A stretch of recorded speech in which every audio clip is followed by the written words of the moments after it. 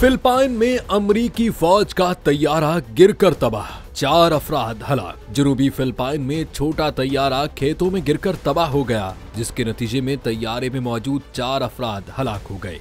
Philippine में अमरीकी सिफारत खाने की जानिब से कहा गया कि गिरने वाले तैयारे का ताल्लुक अमरीकी फौज से था। अमरीकी सिफारत खाने के मुताबिक हादसे का शिकार तैयारा कॉन्ट्रैक्ट पर अमरीकी फौज के ज़ेर इस्तेमाल था। गैर मुल्की खबर रसां एजेंसी के मुताबिक अमरीकी सिफारत खाने ने तैयारा हादसे से मुताल्लिक मजीद मालूमात नहीं दी।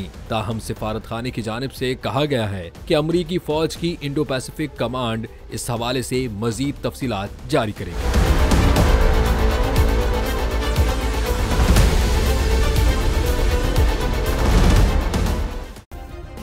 सब्सक्राइब करें और बेल दबाएं ताकि कोई खबर रह न जाए।